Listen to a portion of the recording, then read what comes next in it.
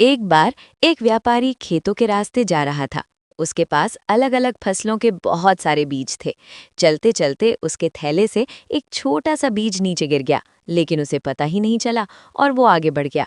थोड़ी देर बाद उसी रास्ते से एक गरीब दादी गुजर रही थी। उनके पास ज्यादा कुछ नहीं था, लेकिन उनका दिल बहुत बड़ा था। अचानक उनकी नज़र उस छोटे से बीज पर पड़ी। उन्होंने उसे उठाया, ध्यान से देखा और मुस्कुराते हुए बोली, शायद भगवान ने इसे मेरे लिए भेजा है। दादी उस बीज को अपने खेत में ले गई और प्यार से उसे मिट्टी में बो दिया। रोज सुबह शाम वो उसे पानी देती, उससे बातें करती और उसकी देखभाल करती। दिन बीतते गए, धीरे धीरे उस बीज से एक छोटा सा पौधा निकला। दादी बहुत खुश हुई। उन्होंने उसकी और भी अच्छे से देखभाल शुरू कर दी।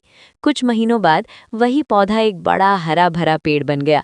उस पेड़ पर ढेर सारे फल लगने लगे। दादी अब उन्हीं फलों को बेचकर अपना गुजारा करने लगी।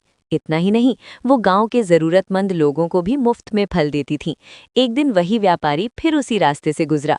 उसने देखा कि जहां उसका बीज गिरा था, वहां अब एक बड़ा पेड़ खड़ा है और दादी खुशी खुशी लोगों की मदद कर रही हैं। व्यापारी हैरान रह गया। उसने दादी से पूछा, ये पेड़ कैसे होगा? दादी मुस्कुराई और बोली, ये उसी छोटे से बीज का फल है जिसे आपने अनजाने में गिरा दिया था, लेकिन मैंने उसे संभाल लिया। व्यापारी को अपनी गलती का एहसास हुआ। उसने सोचा, छोटी छोटी चीजों की भी कितनी बड़ी कीमत होती है अगर उन्हें सही हाथ मिल जाए। और दादी मुस्कुराते हुए बोली, मेहनत का फल हमेशा मीठा होता है। अगर आपको ये कहानी अच्छी लगी हो तो लाइक, सब्सक्राइब और शेयर जरूर करें।